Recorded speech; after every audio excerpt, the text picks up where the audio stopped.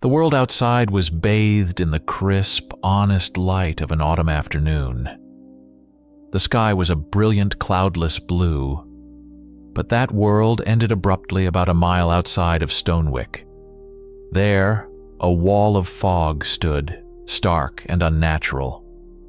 It wasn't the gentle rolling mist of morning, but a stagnant, chilling shroud that clung to the valley like a disease. As Oren guided his horse through it, the temperature dropped a good 20 degrees, the unnatural cold seeping through his leathers and settling deep in his bones. The air grew still, silencing the birds and the rustle of leaves. It was the silence of a tomb. The village itself was a portrait of fear. Every window was shuttered, every door barred. The only signs of life were the thin tendrils of smoke rising hesitantly from a few chimneys, as if afraid to draw attention from the sky. The muddy main street, wide enough for 2 carts to pass, was utterly deserted. Oren's horse's hooves made a lonely, sucking sound in the muck, a drumbeat in a dead town.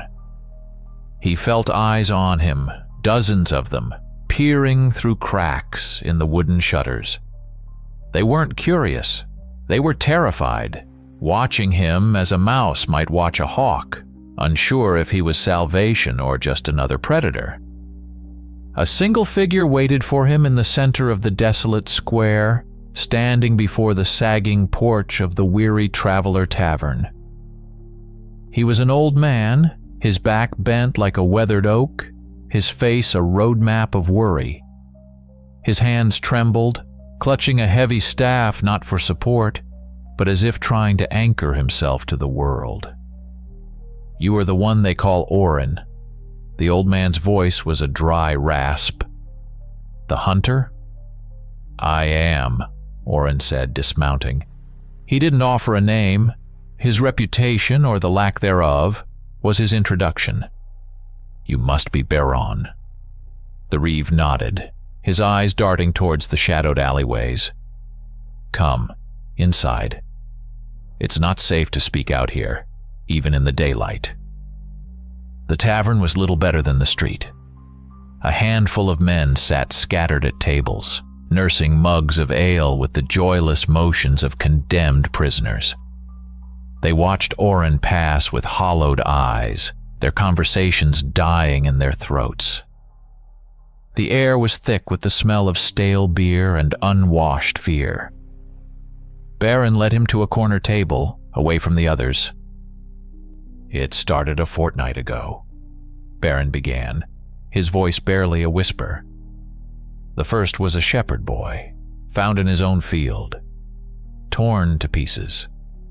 We thought it was a wolf, a big one, driven mad by hunger." He took a shaky breath. "We were wrong. 2 nights later, it took the miller's wife from her own yard. And last night it took old Finnick. A trapper. He knew the woods better than any man alive." "What have you seen?" Oren asked, his voice calm and steady, a rock in the old man's sea of panic. Baron shook his head, his eyes wide. "No one who has truly seen it has lived to speak of it. Those who've caught a glimpse, they say it's not a creature of flesh and blood. It's a shadow, vast and swift, that moves through the fog. It has no substance, but they say its eyes burn like embers in a dead fire. It leaves no tracks on the wet ground, no hair, no blood, but its victims. It just kills. 3 dead. A pattern." Oren's jaw tightened. This was no ordinary beast. "Show me the trapper," he said. It wasn't a request. Baron led him out the back of the tavern to a cold, stone-walled barn used for storing winter supplies. The air inside was frigid, far colder than the fog-choked street. A large shape lay on a wooden plank table covered by a rough burlap sheet.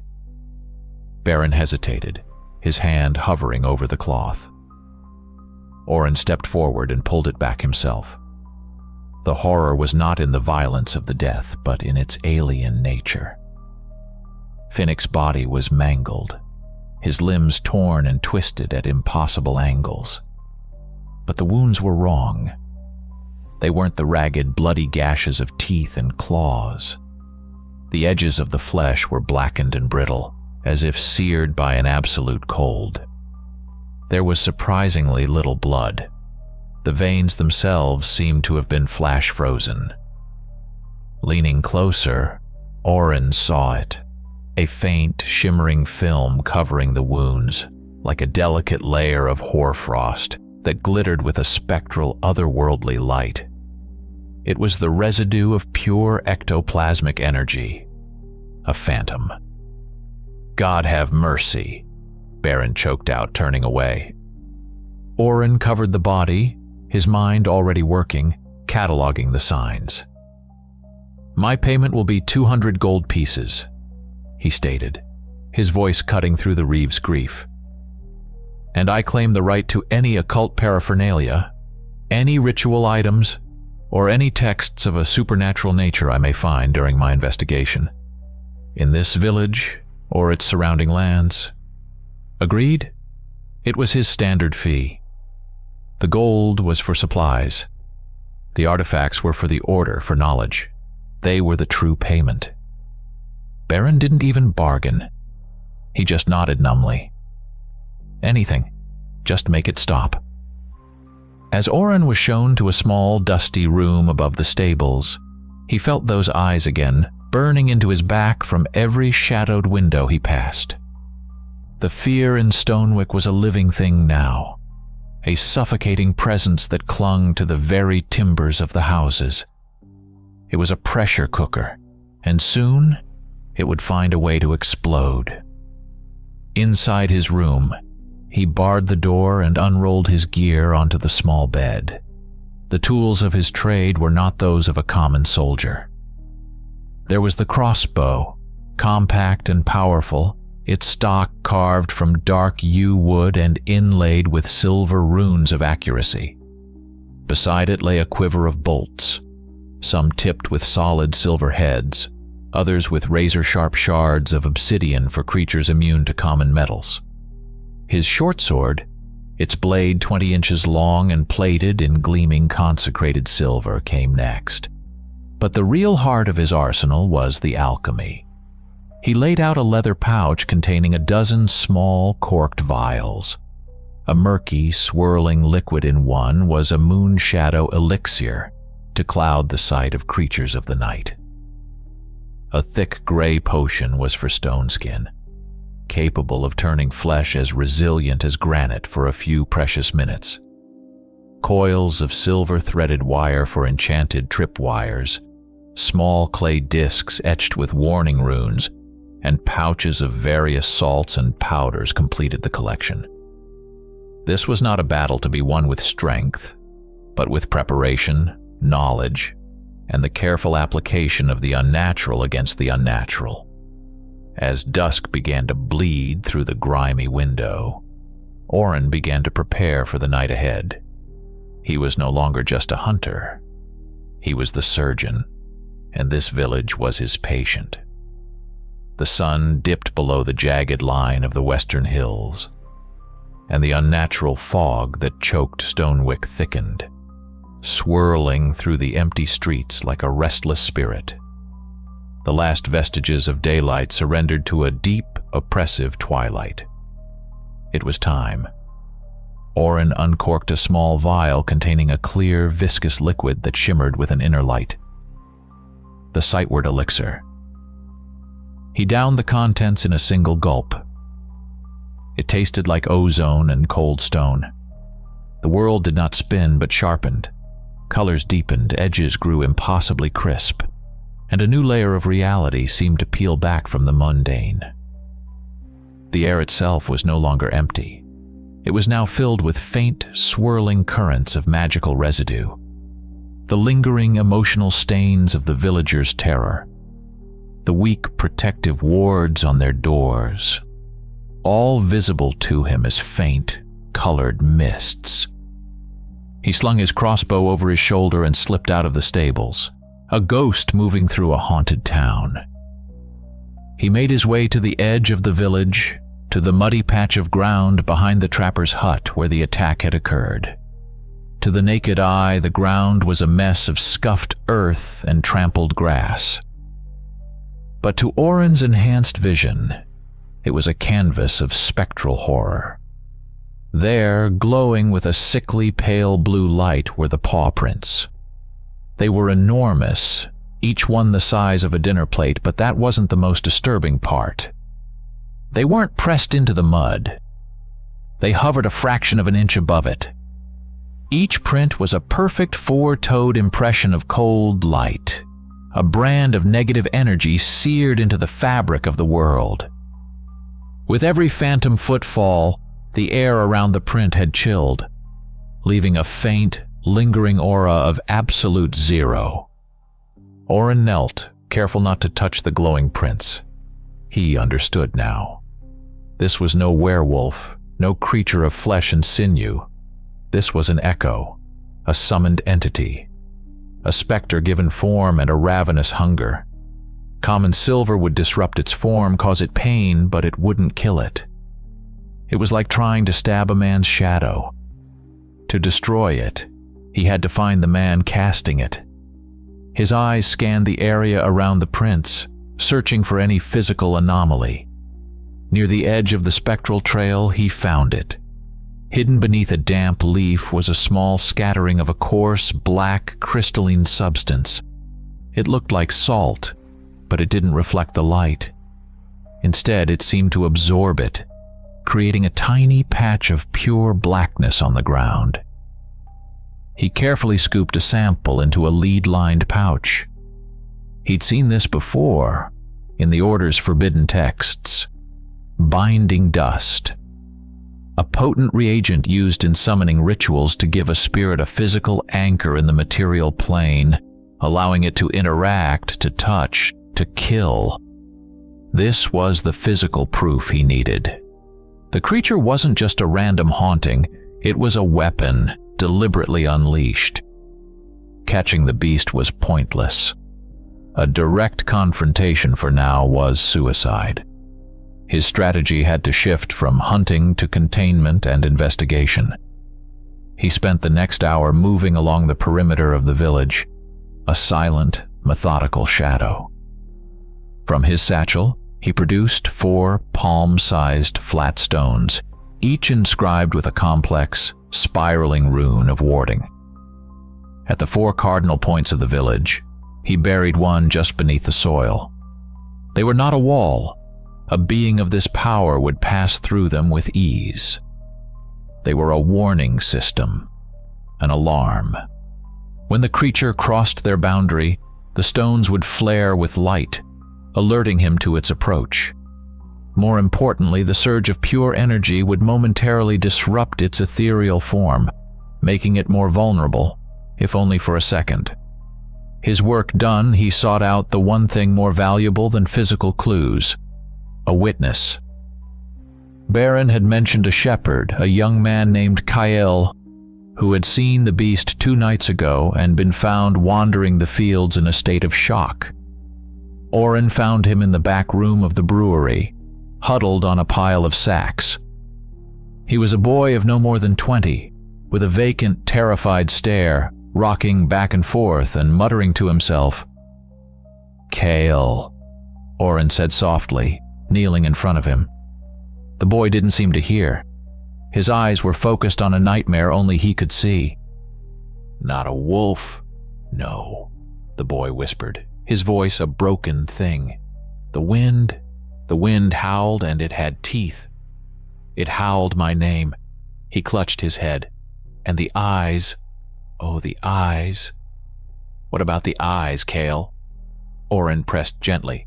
"Like looking into a furnace when the fire's gone out," the shepherd stammered, tears streaming down his face. Just the hot, red coals left behind, burning red in the dark. So hungry. He dissolved into incoherent sobbing, his mind shattered by the glimpse into the abyss. Oren left him to his misery. He had what he needed.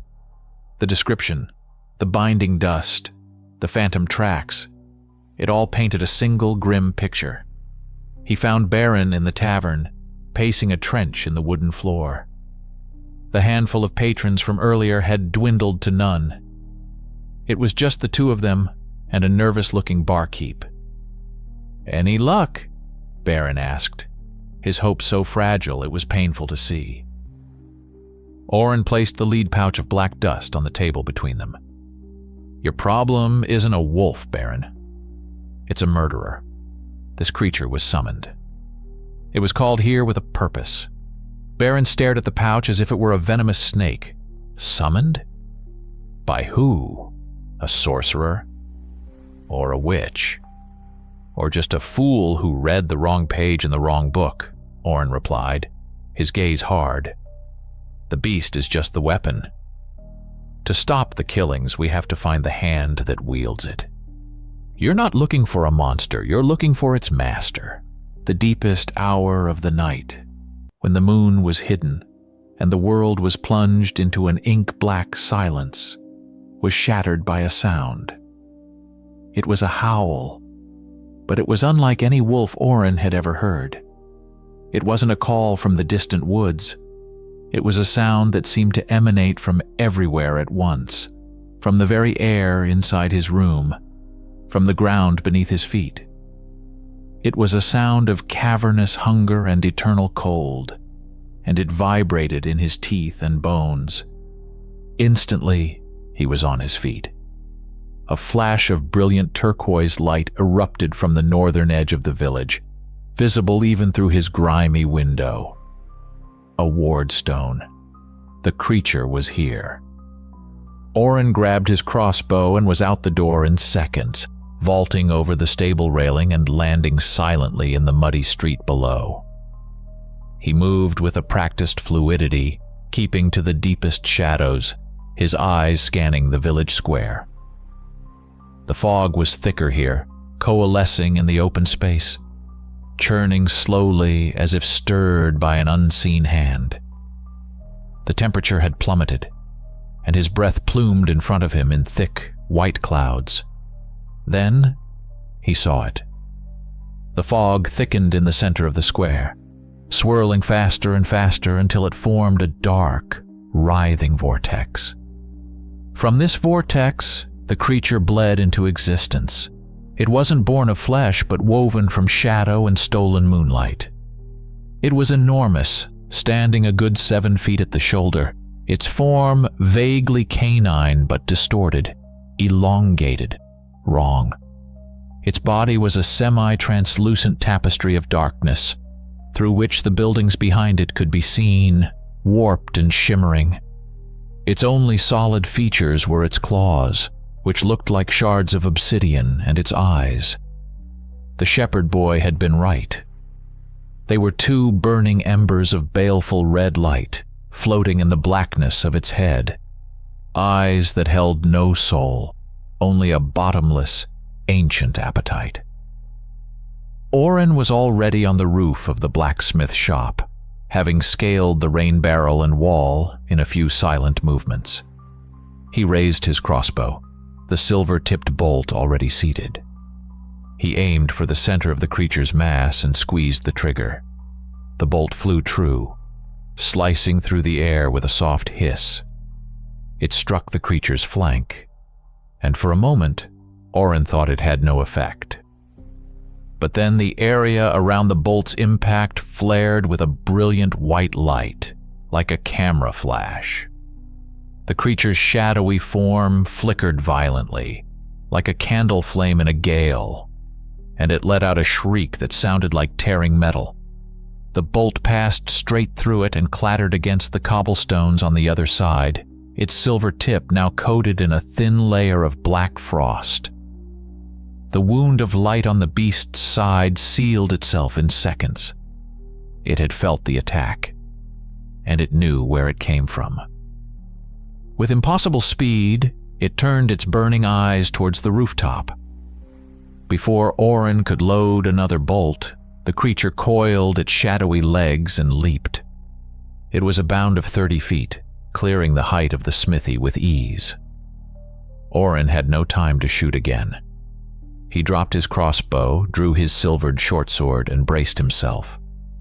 The specter's claws raked across the slate roof, not breaking the tiles, but scraping them with a sound of grinding ice, leaving behind deep, frozen gouges. Orin met its charge, his sword a blur of silver. The blade passed through the creature's neck with almost no resistance, but again a flash of painful light erupted. It was like striking a ghost. He could disrupt its form, cause it agony, but there was nothing solid to cut, nothing vital to sever. The beast retaliated, swatting at him with a paw the size of a small shield. Orin threw himself sideways, the claws missing his chest by inches. They struck his leather and steel pauldron instead, and the impact felt not like a blow, but like a wave of absolute cold that stole the breath from his lungs. A spiderweb of frost instantly bloomed across the metal, and a deep, aching chill shot down his arm. He was outmatched in a direct fight. This was a battle of attrition he could not win. He needed a different strategy.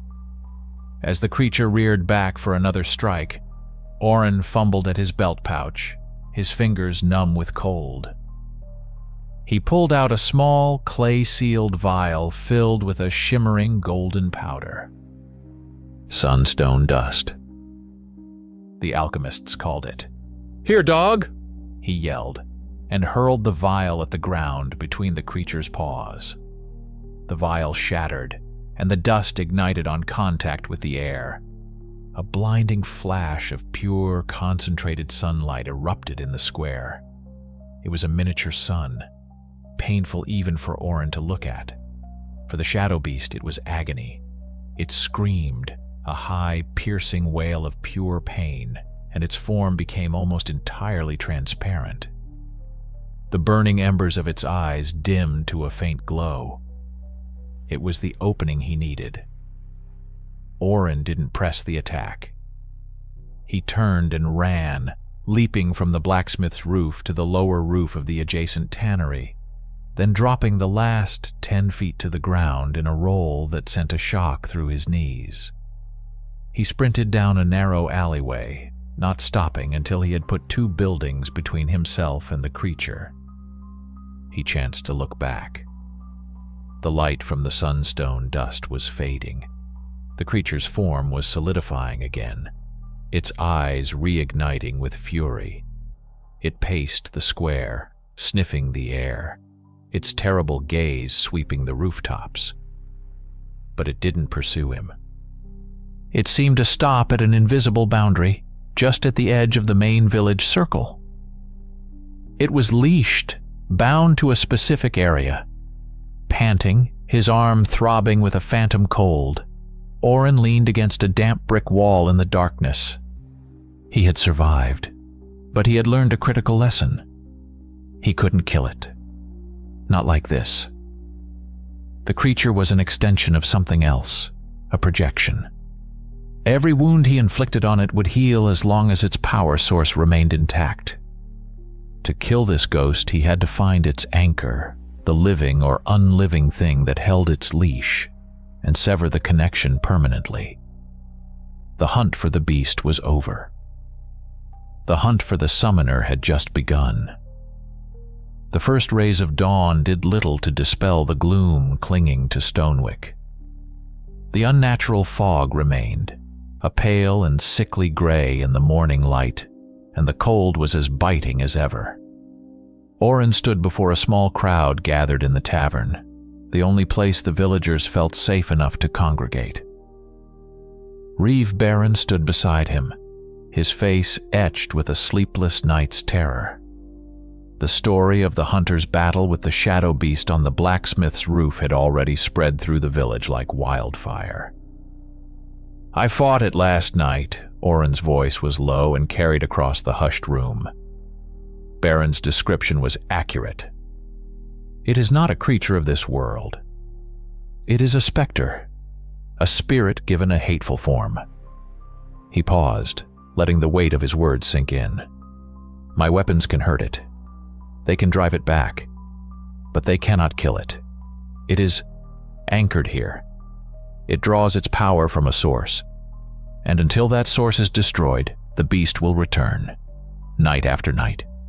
His final words hung in the air, and the fragile shell of hope the villagers had built around him shattered.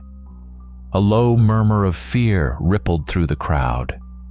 If the hunter couldn't kill it, what chance did they have? A source? Someone called out from the back. What source? The person who summoned it, Oren stated plainly. Someone in or near this village performed a dark ritual.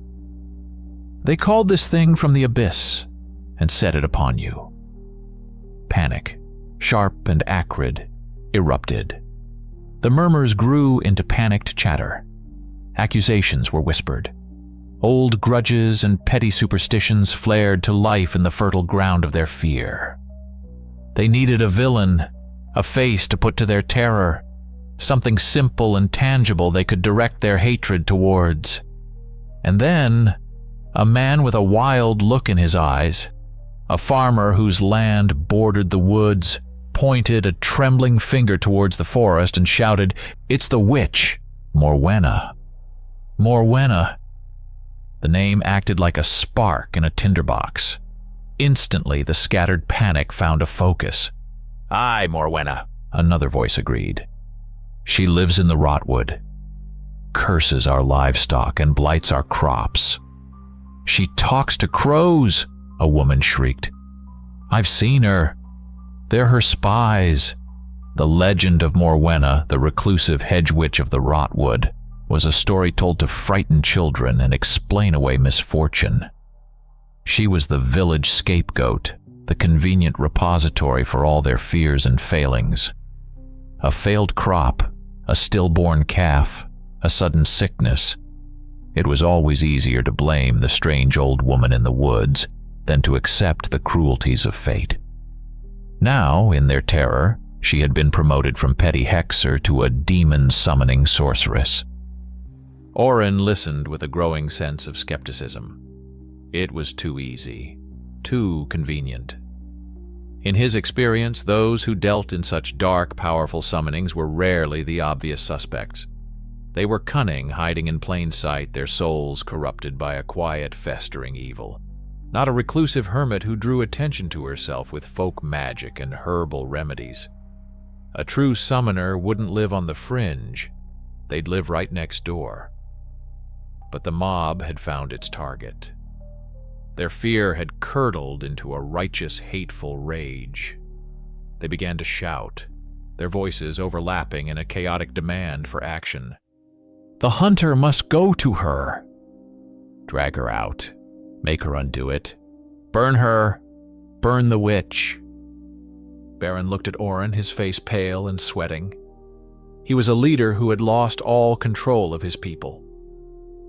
"Oren, please," he pleaded, his voice drowned out by the growing clamor. "They'll tear each other apart. They'll form a mob and march into that forest and get themselves killed." He was right. Their fear had made them stupid and dangerous. They needed a release, a direction. Oren looked at the angry, terrified faces and made a calculated decision. Arguing with them would be pointless. It would only make him another enemy in their eyes. He had to use their hysteria to his advantage. "Fine," Oren said, his voice cutting through the noise like a whip crack. The room fell silent. "I will go to this Morwenna." He held up a hand to quell the cheer that started to rise. "I will go and I will learn the truth. All of you will remain here. Bar your doors and stay inside. Anyone who follows me will be considered an obstacle, and I will deal with them as such." His gaze swept across the crowd, cold and hard, and the bluster died in their throats. He had a new plan. The villagers' accusation was likely born of ignorance and fear, but there was a kernel of logic in it that they had stumbled upon by accident. If there was a powerful summoner in the area, A practicing hedge witch like Morwenna would almost certainly have felt the ripple of such dark magic. She might not be the cause, but she could very well be a witness. Or, at the very least, an expert who might know what kind of ritual could create such a beast. He turned and left the tavern, the crowd parting before him. He went back to his room to re-equip. The hunt had changed. He wasn't preparing to fight a specter anymore. He was preparing to confront a witch on her own territory.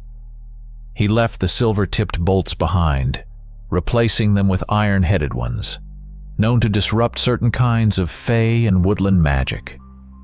He swapped the stone skin potion for an elixir of clarity, to ward off illusions and mental manipulation. He tucked 2 small, intricately carved bone charms into his pouch, amulets designed to unravel curses on contact. He was going into the Rotwood not as an executioner, but as an investigator. He needed information, and he was willing to break down Morwenna's door and put her in magical chains to get it. The villagers thought they were sending him to kill a witch. In truth, they were sending him to find his first real lead. The Rotwood earned its name. The moment Orin passed beneath the canopy of the outermost trees, the world changed. The air grew heavy and humid, thick with the smell of decay and stagnant water. Twisted, black-barked trees grew too close together, their branches clawing at each other, blocking out the sky and casting the forest floor in a perpetual twilight. The ground underfoot was a spongy morass of damp moss and rotting leaves, and every sound, the snap of a twig, the drip of water, was swallowed by a profound, listening silence. The villagers had warned him that the path to Morwenna's hut was treacherous, bewitched to lead travelers astray. He didn't have to wait long for the first test. Bobbing in the gloom ahead were a half-dozen faint, flickering lights, like lonely lanterns, dancing over what looked like a solid patch of ground. Will-o'-the-wisps, simple fey spirits, used to lure the unwary into sucking bogs, a common enough trick. Orin reached into a belt pouch, took out a pinch of finely ground iron dust, and tossed it into the air towards the lights. The moment the dust drifted into their vicinity, the lights sputtered and died with a faint sizzling hiss, revealing the glistening black surface of a hidden mire just off the path. He continued on, unimpressed.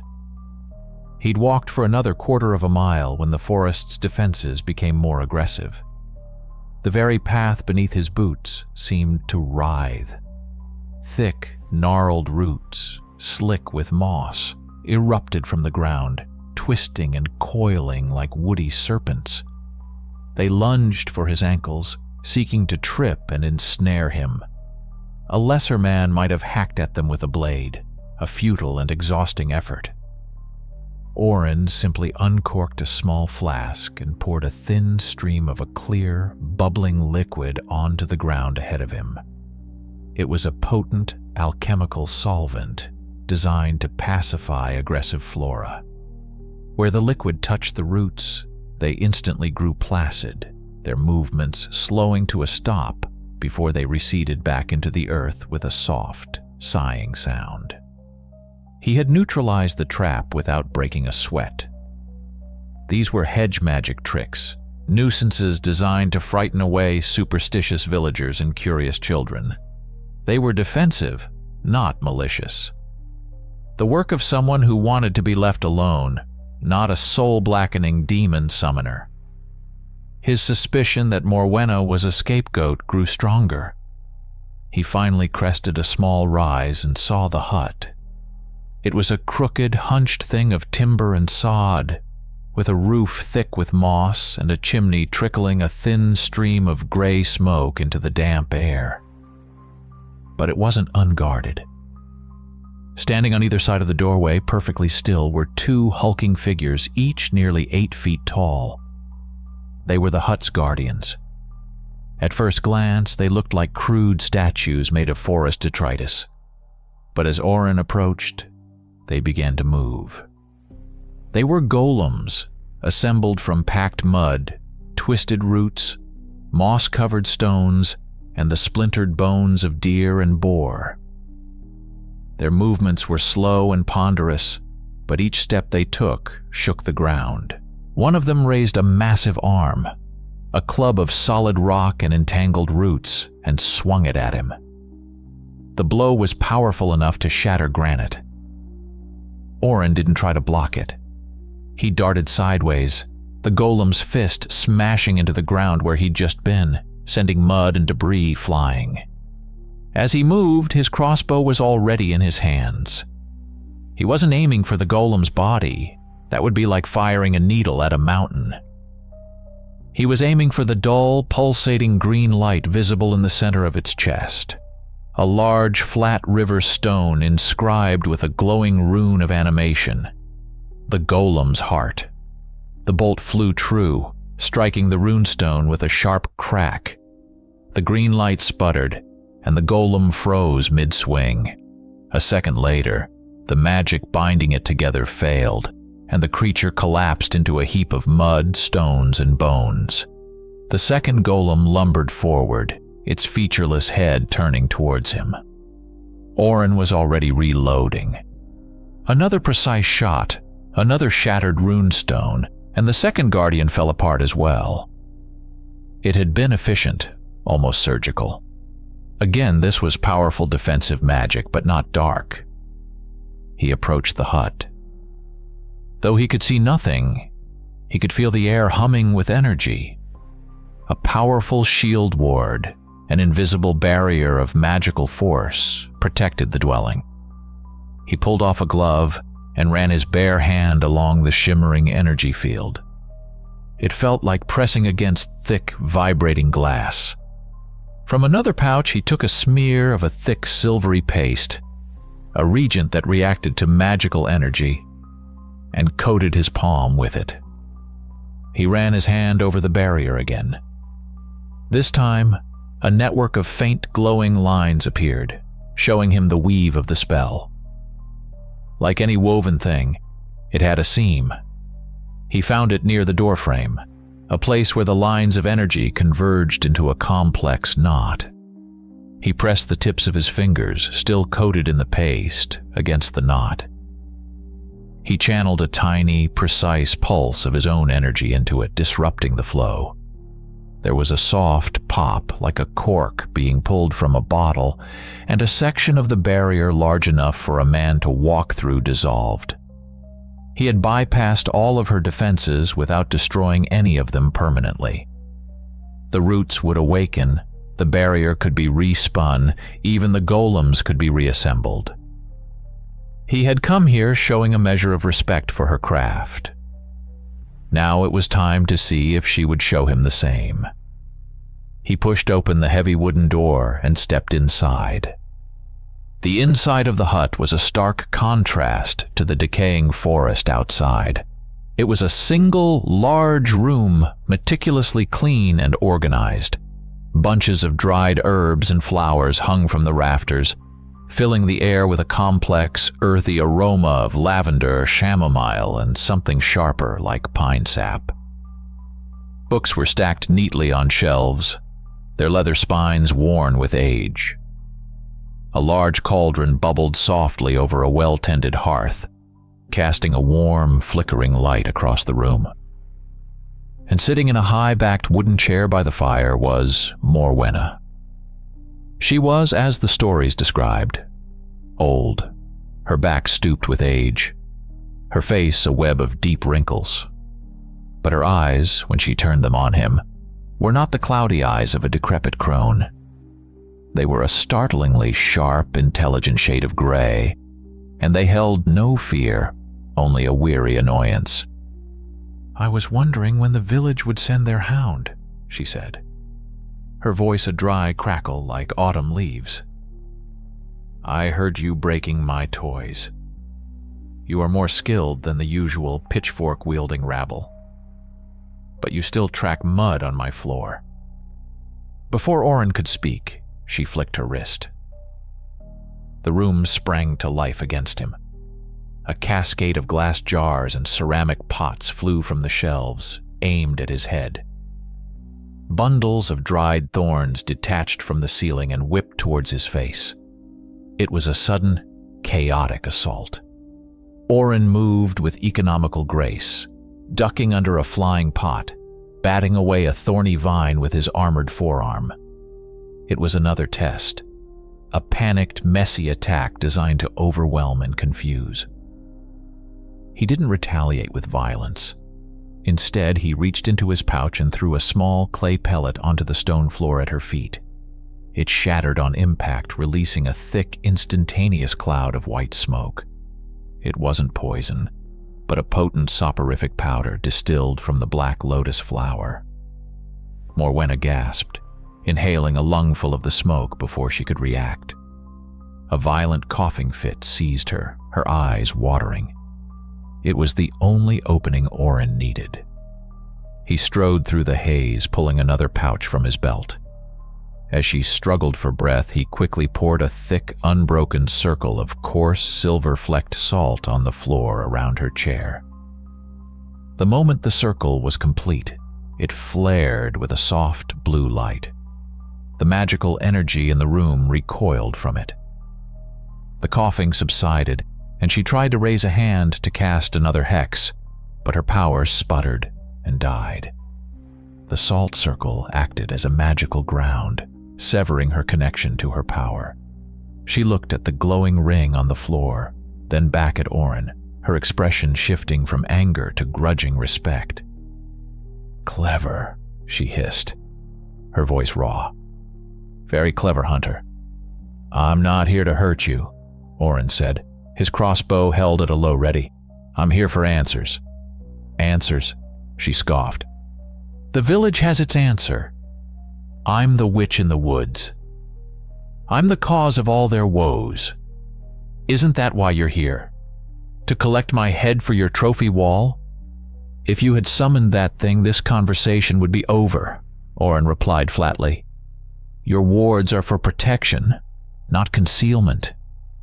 Your guardians are made of earth and bone, not shadow and hate. You want to be left alone. The one who summoned the shadow beast wants to be feared." He could see he was getting through to her. The anger in her eyes was being replaced by a flicker of curiosity. She leaned back in her chair, a prisoner in her own home. "Fool!" she spat, but there was less venom in it now. "To summon a hunger phantom of that magnitude, that requires a pact, a blood price. It leaves a stain on the world, a stench in the spiritual air that I would have smelled from 10 miles away. If I had detected such a foul ritual in my woods, I would have been the one hunting, not you." Her denial was absolute, backed by a professional pride and a genuine disgust that Oren could not mistake for a lie. He lowered his crossbow. He had his confirmation. "Then help me," he said, his tone shifting from interrogator to collaborator. "The creature is bound to the village. The ritual was performed recently. Think. In the last month, has anyone come to you from Stonewick with an unusual request? Anyone buying strange ingredients? Something outside the usual poultices for sick cows and love charms for lonely farmhands?" Morwenna fell silent, her sharp eyes scanning the ceiling as she dredged through her memory. For a long moment she said nothing. Then her brow furrowed. "People come and go. Their needs are simple, pathetic. Wait." Her eyes narrowed. "Yes, there was one. A farmer. Fendrel. A sour, brooding man with poison in his heart. He usually buys simples for his livestock." "What did he buy this time?" Oren asked, leaning forward, sensing he was close. The witch's expression was grim. "He bought a dangerous amount of wolfsbane. More than any man would need to merely ward off a wolf. Enough to draw one. And he bought other things. Things no farmer should have any use for." She met Oren's gaze, and for the first time he saw a flicker of genuine alarm in her eyes.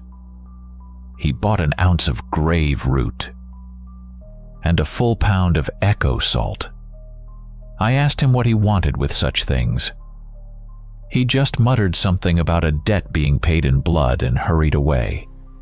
The names of the ingredients struck Oren like a physical blow. Wolfsbane, also known as aconite, was a classic component in lupine lore, but in the quantities Morwenna described, its purpose was twisted. It wouldn't be used as a ward, but as a lure, a potent sympathetic beacon to attract a specific type of predatory spirit. The other two items, however, confirmed his worst fears. Grave root, a pale, gnarled root that grew only on the unhallowed graves of murderers, was a powerful agent for bridging the gap between the living world and the realm of malevolent spirits. And echo salt, a rare crystalline substance mined from deep caves where sounds and emotions lingered for centuries, was the perfect conduit, the amplifier that gave a summoner's whispered commands the power to tear through the veil. This wasn't the work of a dabbler. Fendril had known exactly what he was doing. He had followed a specific and vile recipe for revenge. "Your records," Oren demanded, his voice tight. "You keep a ledger of your sales, don't you?"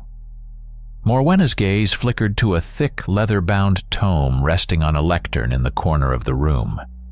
It was her grimoire, her personal record of spells, recipes, and transactions. "A witch's memory is long, Hunter, but her ink is eternal and more reliable. Show me." With a sigh of resignation, she nodded towards the book. Oren kept his eyes on her as he backed away, retrieved the heavy volume and placed it on a table, never turning his back. The pages were dry and brittle, covered in a precise, elegant script. He flipped through the recent entries, his eyes scanning the lists of herbs and components sold. He found it under an entry dated a little over 2 weeks ago, just days before the first attack. The entry read, Fendril, 3 pounds wolfsbane, flowering tops, potent, 1 ounce powdered grave root, 1 pound echo salt. Payment rendered, 4 silver pieces. The date, the components, the customer. It was all there, a neat and tidy receipt for the damnation of a village. The pieces clicked into place with horrifying clarity. Fendril hadn't just summoned a random monster to terrorize Stonewick. The specificity of the ingredients suggested a targeted ritual. The wolfsbane was the call, the grave root was the door, and the echo salt was the voice that whispered the victim's name to the entity on the other side. This was a magical assassination, writ large and bloody. "He created an instrument of vengeance," Oren murmured, looking up from the book. "The phantom is a weapon aimed at a specific person. Or people." "The first to die," Morwenna said, her voice low. "Who was it?" "A shepherd boy," Oren replied, his mind racing. "No, that cannot be right," she countered immediately. "Such a hateful summoning requires a hateful focus. A deep, personal grudge. It would not be wasted on a boy in a field." "Who was the first target, the true target?" Oren corrected himself. "The shepherd was the first found, but the miller's wife was the second victim. No, that wasn't right either." He replayed Baron's words in his mind. The first was a shepherd boy. 2 nights later it took the miller's wife. And last night, old Finnick. He had the order wrong. Baron had been panicked. Oren needed to confirm with him. But Morwenna's point was sound. This kind of magic was personal. He closed the ledger. His business with the witch was concluded. He walked back to the circle of salt and, with the toe of his boot, deliberately scuffed a wide gap in the line. The blue glow of the barrier faded. Morwenna's connection to her power flooded back into her. He could feel the subtle shift in the room's atmosphere. She rubbed her wrists, flexing her fingers. "You were right," she conceded, her voice holding a note of grim respect. "I am sorry for the inhospitable welcome. You were protecting your home." "I was investigating a series of murders," Oren said. "Our purposes were at odds." "They no longer are." As he turned to leave, her voice stopped him at the door. "Be careful, Hunter," she warned, her tone serious. "There is always a price for such magic. A pact of this nature requires an anchor, a living vessel to house the connection. The spirit is tied to this world through a cord of flesh and blood. And that anchor, it will be protected. The phantom will guard its own leash with a ferocity you have not yet seen. To break the chain, you will have to kill the man who forged it." Her words echoed in his mind as he strode back through the now passive rotwood. A living anchor. Fendrel hadn't just opened a door for the beast. He had made himself the doorway. He was not just the summoner. He was the source. And Oren knew with a sinking certainty that when he found Fendrel, the man would not be celebrating his revenge. He would be paying the price. The hunt had its name and its final destination. He quickened his pace, the grim reality of his task settling over him like a burial shroud. He was no longer just hunting a summoner. He was hunting the monster's heart. Oren entered Stonewick as the afternoon sun was beginning its slow descent, painting the ever-present fog in hues of orange and gray.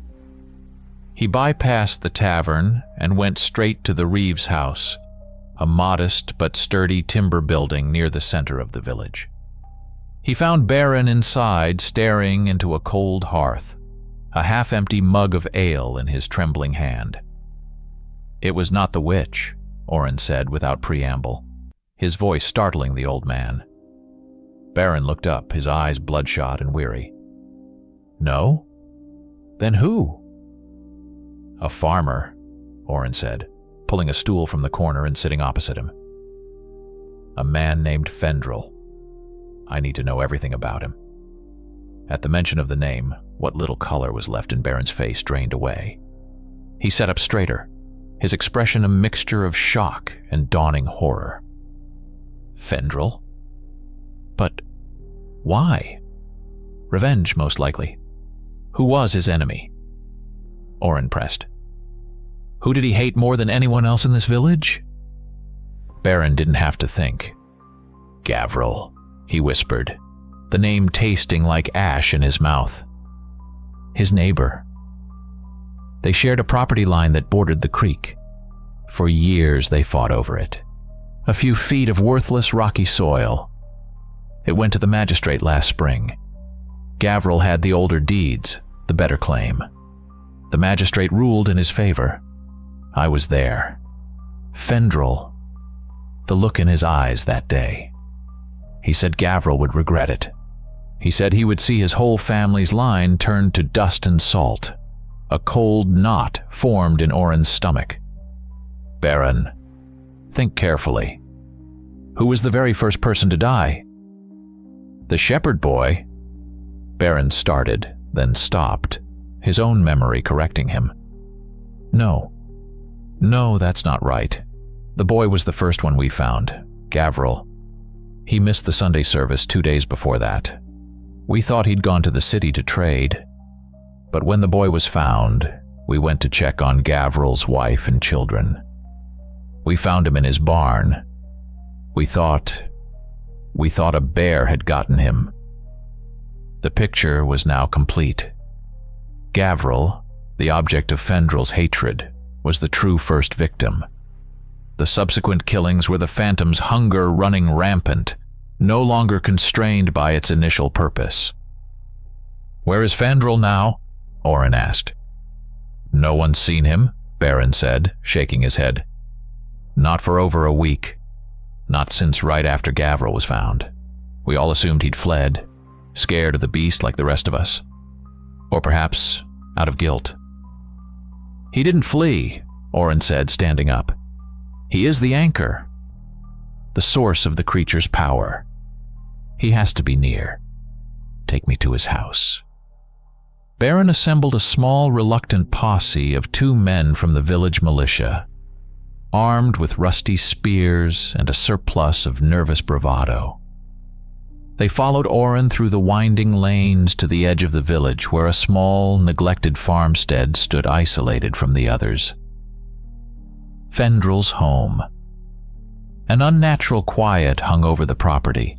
The chickens were gone from their coop, the small patch of garden was overgrown with weeds, and the house itself seemed to be holding its breath.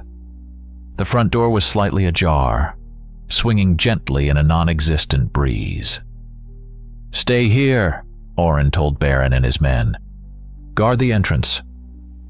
Let no one in or out." He drew his silvered short sword and pushed the door open. The interior of the small house was a disaster. Furniture was overturned, plates were shattered on the floor, and a thick layer of dust covered everything. But it was the smell that hit him first, a coppery tang of old blood mixed with the cloying sweetness of rot. And something else, something sharp and electric that prickled the back of his throat. In the center of the main room's floor, Oren found what he was looking for. Scratched deep into the wooden planks was a massive, intricate circle of summoning. It was a complex web of symbols and glyphs he recognized from the Order's most forbidden texts. The lines of the circle pulsed with a faint, sickly purple light, a lingering stain of the dark magic that had been unleashed here. In the center of the circle, the floorboards were dark with a massive dried blood stain, and the wood was splintered and gouged, testament to a violent struggle. Fendrel had performed the ritual right here, in the heart of his own home. Oren's boots crunched on something. He looked down and saw the shattered remains of a hand mirror. Fendrel would have needed it for the ritual, to focus his intent, to show the entity its target. Then he heard it. It was a soft, wet, rhythmic sound coming from beneath his feet, a squelching, pulpy noise, like a foot being pulled from thick mud over and over. It was accompanied by a low, guttural moan, a sound of immense, unending agony that was barely human. Oren followed the sound to a large bearskin rug in the corner of the room. He kicked it aside, revealing the clear outline of a heavy trap door, its iron ring handle flush with the floor.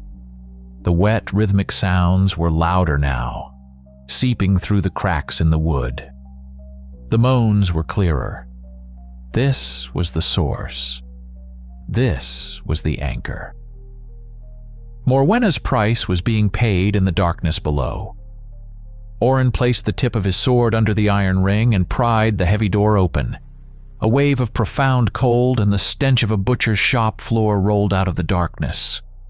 The cellar stairs groaned in protest as Oren descended, his lantern held high, cutting a nervous, flickering swath through the oppressive darkness. Baron and his men, their courage failing them, remained at the top of the stairs, peering down with wide, terrified eyes. The cold intensified with every step, a damp, grave-like chill that had nothing to do with the underground air. The rhythmic, wet, slapping sound grew louder, accompanied by the constant, agonizing moan that echoed off the stone walls. When Oren reached the bottom, he raised his lantern higher, and the full scope of the horror was revealed. The cellar was not empty. In the center of the dirt floor, an even more powerful and complex ritual circle had been drawn, not scratched into the earth, but glowing with its own internal malevolent crimson light. And within that circle the source of the sound resided. It was a nightmare given flesh. It was a heaving, pulsating mound of pale, tumorous flesh, perhaps 4 feet high and 6 feet across. It had no discernible shape, no head or limbs in the conventional sense. Instead, dozens upon dozens of long, slender, boneless arms grew from its mass, writhing and questing in the air like pale worms. They slapped against the damp earth against each other, creating the awful, rhythmic sound. The entire grotesque mound seemed to breathe, swelling and contracting slowly. And set in the very center of the pulsating flesh, like a gemstone in a lump of diseased clay, was a human face. The face was twisted in a permanent mask of agony, its mouth stretched open in the unending moan. The skin was stretched tight over the skull, and the eyes were wide open, staring at the ceiling, but they were milky and unseeing. They were windows into a soul trapped in an eternity of torment. By the gods. Baron gasped from the top of the stairs. He stumbled back, his hand flying to his mouth. Despite the monstrous transformation, the face was still recognizable. Fendrel! That's Fendrel! Orin understood completely. This was the price.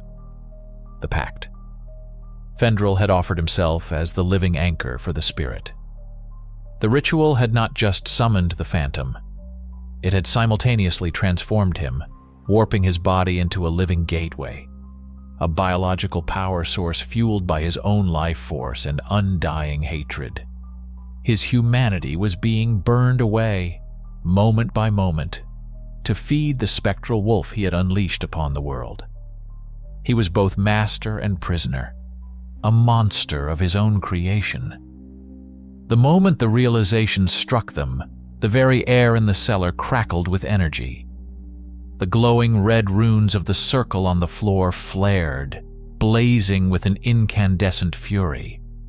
The temperature plunged, and frost began to creep across the stone walls in intricate feathery patterns. Fendrel's moans hitched, rising in pitch to a desperate, keening wail. It, knew they were there. It knew its existence was threatened, and it called its guardian. From the deepest, darkest corner of the cellar, a shadow detached itself from the others. It swirled and solidified, rising from the floor like black smoke.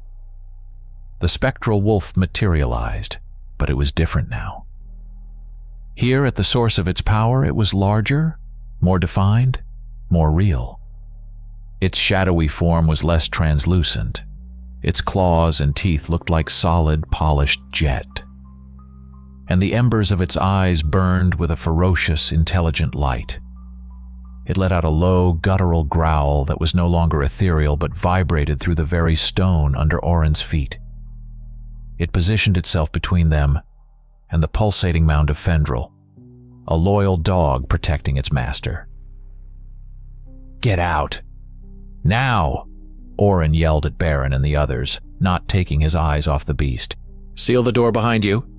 He heard them scrambling back up the stairs, their panicked footsteps echoing in the sudden, tense silence. The heavy trap door slammed shut, plunging the cellar into a claustrophobic darkness lit only by Orin's lantern and the hellish red glow of the circle.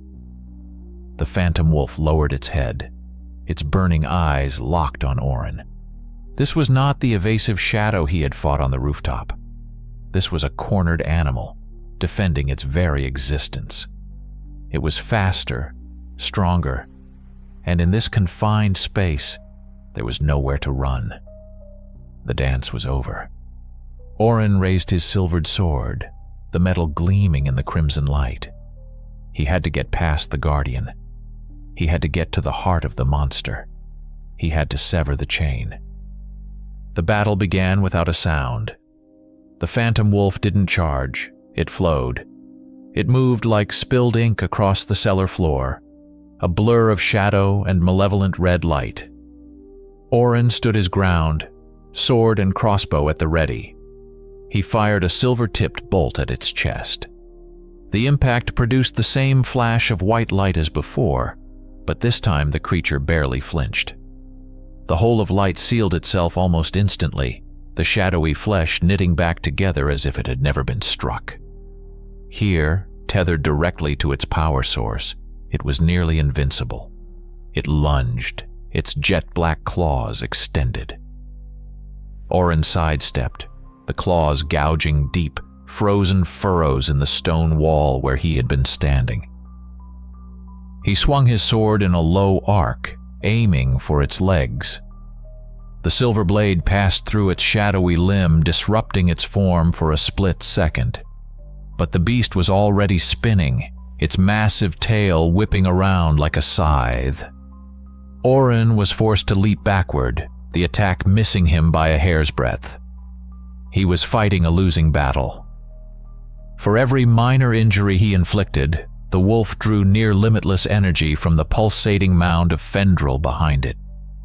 He could see faint tendrils of red energy flowing from the monstrous anchor into the spectral beast, healing and empowering it. As he fought, a new threat emerged. The dozens of pale, boneless arms extending from Fendril's body began to stretch, slithering across the floor towards him. They were no longer writhing aimlessly. They had a purpose. They sought to ensnare him. One of them wrapped around his ankle, its grip surprisingly strong and unnaturally cold. He hacked at it with his sword, severing it. The appendage fell away, wriggling like a snake for a moment before dissolving, but two more immediately took its place. He was being attacked on two fronts, by an invulnerable phantom before him, and a living cage of flesh creeping up from behind. He was being herded, trapped. Pain seared through his calf as the phantom's teeth, cold as a winter grave, grazed his leg, tearing through the thick leather of his boot. He stumbled, catching himself before he fell. He knew then he could not win this fight. He could not kill the wolf, but he didn't have to. Ignoring the phantom, ignoring the pain, he made his decision.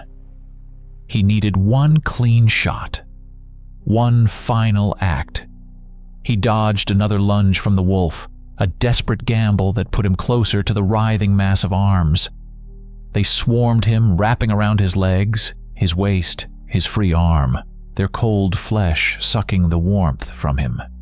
He was being dragged down, pulled towards the pulsating heart of the ritual. The phantom wolf saw its chance. It gathered itself for a final, killing leap, its burning eyes alight with triumph. This was his moment. Through the forest of grasping limbs, he could see it.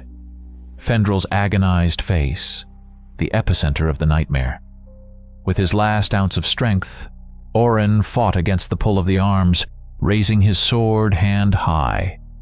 From the last remaining vial on his belt, he poured a shimmering, volatile liquid onto the silver blade. It was his most dangerous concoction, the unraveling elixir. A potion so unstable it could destroy magical constructs and the casters who created them.